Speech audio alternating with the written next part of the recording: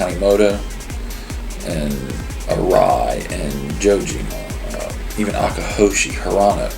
I got to see a lot of those guys hit every single day. I had a lot of good teachers. Darvish was good. Yeah. Tanaka was good. Yeah. He was the best.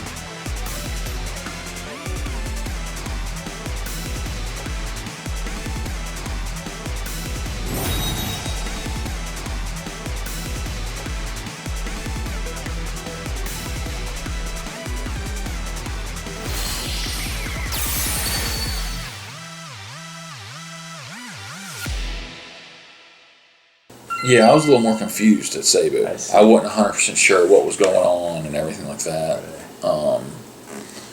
So it was, Seibu was a big learning situation for me. So, because it was a different, obviously living situation was different. Stadium was different. Travel was different. Whereas, let's make some changes. Let's get you thinking differently. And that was kind of like working with Wada-san and Kataoka-san. Things they kind of started working with hitting-wise with me and teaching me how to control the bat and what to look for and how to think. So, yeah, it was a big difference being at Seibu compared to everywhere else because I was kind of just confused, not really sure of everything going on. But, yeah, it was a different aspect going to Hanshin because I started getting taught more baseball there. I see. More Japanese baseball. Wow. Instead of just being the foreign player, okay, you come hit, do what you can. I got to talk to Ramirez a lot.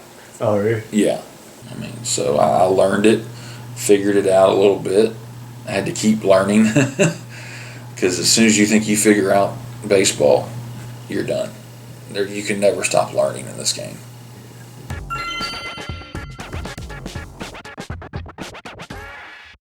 I'm happy for Yano.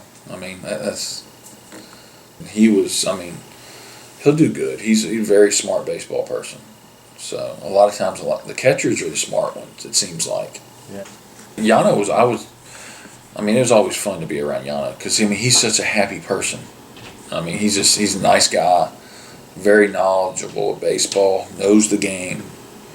So yeah, Yano was a fun guy to be around. Just to never went out or anything like that. He's very family oriented, which is really good. Hitting coach or hitting instructor or whatever. I would do that. Yeah, I could do that. I understand Japanese hitting. Right, that's the key. Is I understand the hitting, and I also had, Wada was my hitting coach for a long time. Right. So I learned a lot from him. Even Kataoka, being around Kanimoto and Arai and Jojima, even Akahoshi, Hirano, I got to see a lot of those guys hit every single day. Yeah. And then hitting with Mayumi-san. My former manager. So I had a lot of good teachers. Slider, fork, something. They're going to try to get you a chase still. Right. They don't want to give you a 2-0 fastball. Right. I've seen them 3-0 sliders, 3-0 forks. They just don't. They don't want to challenge you. They're not going to.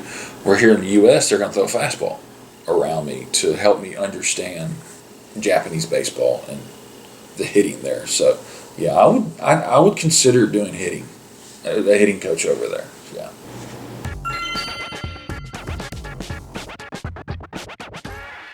Darvish was good. Yeah. Tanaka was good. Yeah. Asao, that was by far the best. And as far as a reliever, he was the best. There was no other. When he came in, when you go into Chunichi, you're going, okay, he comes in the 8th inning. Okay, let's see, where do I hit? Okay, I made the last out in the 7th. Okay, good. I don't have to face him. But I got a couple hits off of him, but I had a lot more outs against him. And he was good. He was 95 to 98 fastball, where I was. So he was 150 to 156 with his fastball, and then his split was 145. And I mean, it was just hard. Everything was hard. And he was so small and threw so hard. Yeah. Out of everybody in Japan. And I faced, I mean, I keep saying Darvish, Tanaka, Maeda, Ohtani. I mean, but no, Ohtani didn't stick out to me then as much as Asao did. I mean,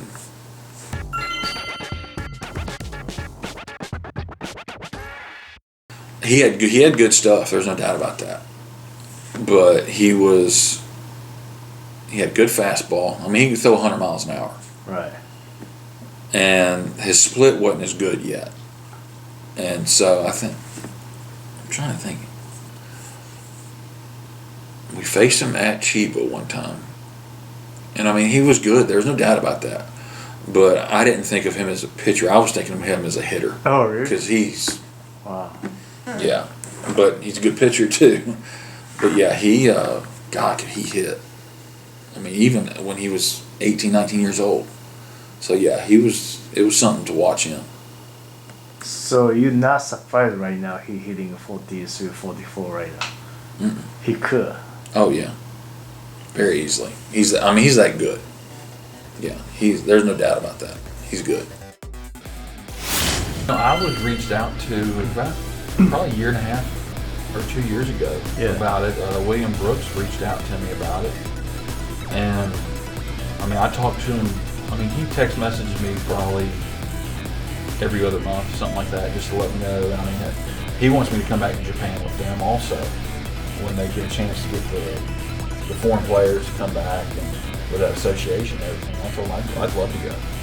So yeah, I'm ready to go back to Japan whenever we can get the opportunity to go back and know that me going over there and being around fans and interacting with fans, because I mean, I want to get firsthand with them again, and to be able to say hello, to talk to them, and when it's safe, that's when I think that we'll do it for sure.